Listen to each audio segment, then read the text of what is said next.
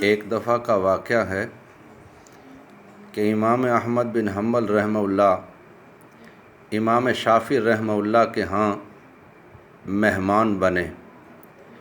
امام شافعی رحمہ اللہ نے اپنے شاگرد امام احمد بن حنبل رحمہ اللہ کی خدمت تواضع میں دسترخوان پر کئی اقسام کا کھانا پیش کیا۔ امام احمد بن حنبل رحمہ اللہ نے اس کھانے کو نوش کے لیے جب دسترخوان پر جلوہ افروز ہوئے تو وہ کھانا کئی آدمیوں کا تھا۔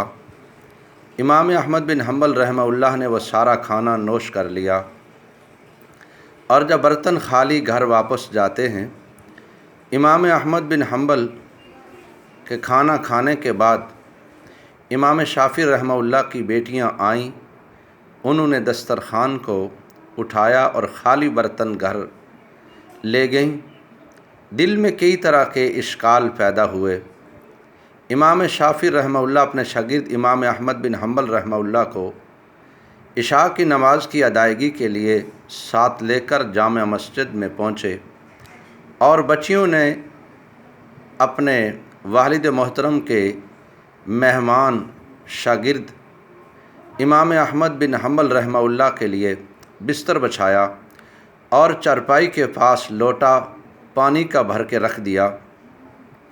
اس کے بعد امام احمد بن حنبل امام شافعی رحمہ اللہ واپس لوٹے۔ امام احمد بن حنبل رحمہ اللہ اپنی چارپائی پر لیٹ گئے اور اذان فجر ہوئی، اٹھے۔ نماز کے لیے امام شافعی اور امام احمد بن حنبل رحمہ اللہ مسجد میں گئے۔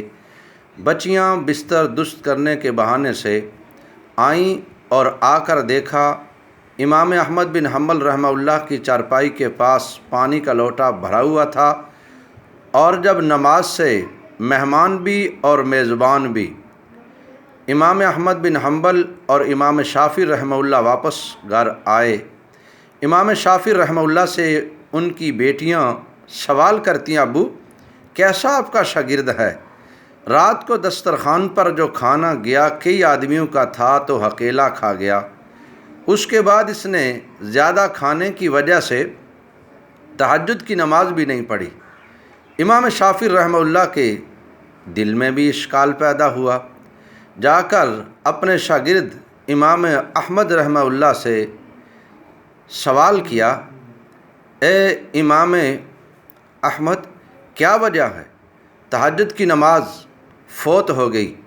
امام احمد بن حنبل رحمہ اللہ مسکرا کے جواب دیتے ہیں، استاد جی آپ کے دسترخوان پر جو کھانا تھا، میں نے جب سے ہوش سنبھالی ہے اتنا بابرکت کھانا میں نے کبھی نہیں کھایا، اور اس کھانے کی برکت کی وجہ سے میں نے قرآن کریم کی ایک آیت سے 200 مسئلوں کا حل نکالا ہے، 200 مسئلے 200 مسائل استنباط کیے ہیں۔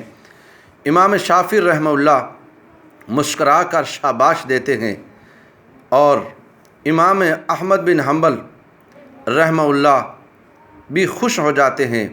اللہ رب العالمین ہم سب کو اپنے اکابرین کے نقش قدم پر چلنے کی توفیق عطا فرمائے اور رزق حلال کھانے کی توفیق عطا فرمائے۔